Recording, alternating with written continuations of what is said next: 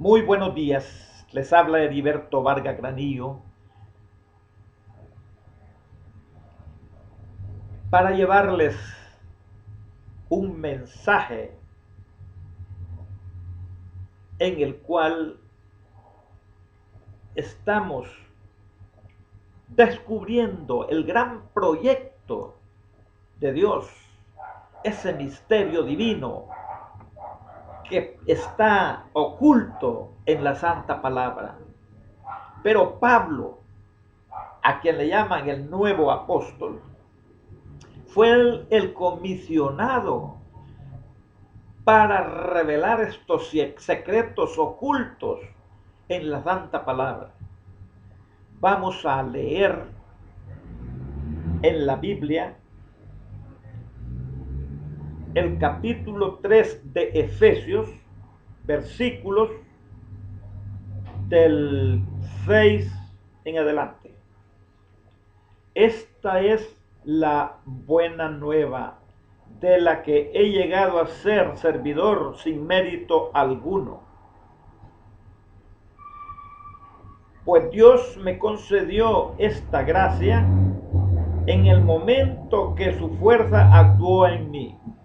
A mí, el menor de los creyentes, se me concedió esta gracia de anunciar a los pueblos paganos, a los gentiles, la incalculable riqueza de Cristo y de esclarecer en qué forma se va realizando el proyecto secreto escondido desde siempre en Dios, creador del universo. Palabra de Dios.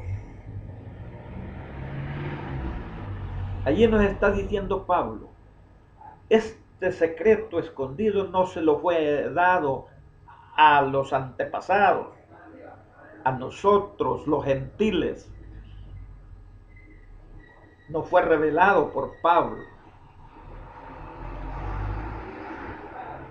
El gran proyecto de Dios que menciona Pablo está dividido en 7 partes. La edad de la inocencia, la edad de la conciencia, la edad del gobierno humano, la edad de la promesa, la edad legal, la edad de la gracia y la edad del gobierno milenial. Quiero aclarar que las edades también se conocen como ministerios, como economía, como épocas, como dispensaciones. Nosotros en esta charla vamos a hablar de la edad de la gracia.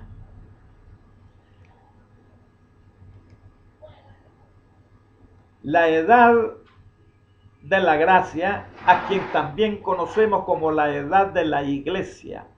¿Qué entendemos por la edad de la gracia? La edad conocida también como administración, dispensación, economía, ministerio o época de la gracia, es el lapso histórico transcurrido entre la crucifixión de Cristo y su segunda venida en gloria. Durante esta economía, o sea, durante esta edad, se predica el Evangelio, la gran amnistía que Dios ofrece a toda criatura bajo el cielo, y tiene lugar el llamamiento de la iglesia para prepararse para el Señor. Particularidades existen y tenemos lo que nos dice Mateo. 1. Es un pacto de sangre hecho con la humanidad. 2. Tiene como base el sacrificio de Jesucristo como cumplimiento de todos los tipos del Antiguo Testamento, los cuales eran sombra en aquellos tiempos por lo porvenir. 3. Dios levantaría un pueblo diferente, extraído de toda nación, tribu y lengua, justificando por la fe en el sacrificio de Jesús, y que predicaría el mensaje del Evangelio a toda criatura. 4. Dios levantaría hombres elegidos por Él para promover y dirigir las actividades de ese pueblo dentro de sus propósitos eternos. 5. El pacto hecho bajo la gracia vendría a sustituir el pacto anterior, es decir, a sustituir a la ley, el cual era un pacto condicionado a las obras. Aquellas gentes que estaban bajo la ley no pecaban por fe, sino que no pecaban por obedecer a una ley. Nosotros no obedecemos a un Cristo Jesús, o sea que ahorita actuamos por fe. ¿Qué acontecimientos de importancia tendrían lugar durante la era de la gracia? La predicación del Evangelio a toda criatura, tanto al gentil como al judío. Por medio de la fe, ambos entrarían a formar parte de un solo cuerpo, que es la iglesia de Cristo Jesús. En la formación de un pueblo llamado el cuerpo de Cristo o la iglesia de Jesucristo, Jesús mismo llamó a este cuerpo de personas redimidas por su sangre, mi iglesia. En el día del Pentecostés, un grupo de creyentes en obediencia a Jesucristo esperaron la promesa del Padre. El Espíritu de Dios descendió sobre ellos, dando por resultado el nacimiento de la iglesia.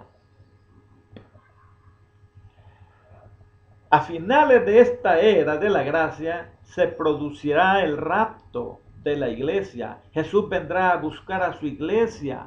Para estos efectos, los muertos en Cristo resucitarán primero y después los vivos seremos transformados para recibir al Señor en los aires.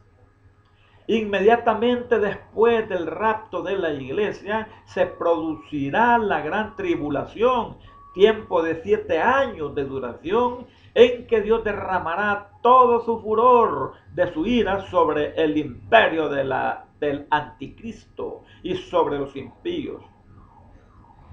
Los juicios de Dios en este tiempo estarán dados a conclusión a la era de la gracia.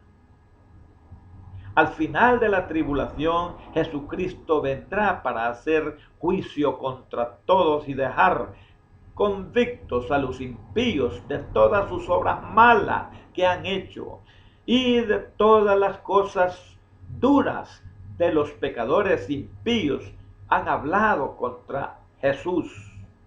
Para resaltar, mencionemos los personajes importantes.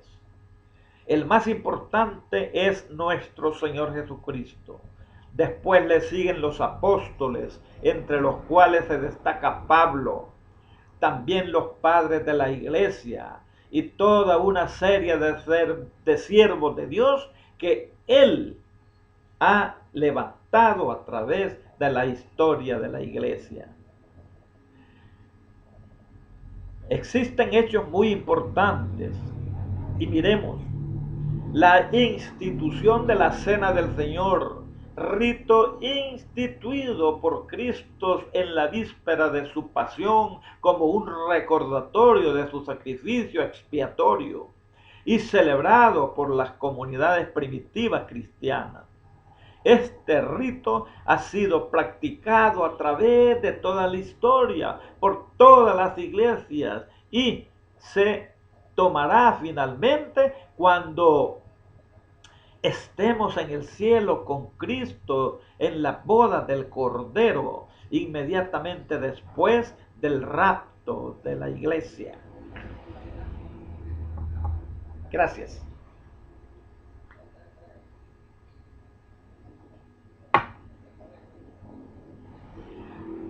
También otro acto importante es la institución del bautismo como sello y señal eterna y pública de nuestra conversión a Cristo. El bautismo en aguas es una ceremonia que caracteriza a toda la iglesia y marca el inicio de nuestra comunión con la iglesia.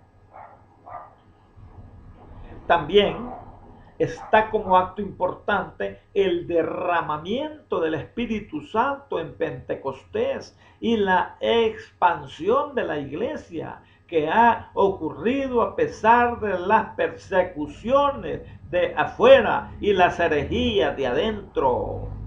Porque adentro también hay personas que están criticando y que no están de acuerdo con los propósitos de Dios.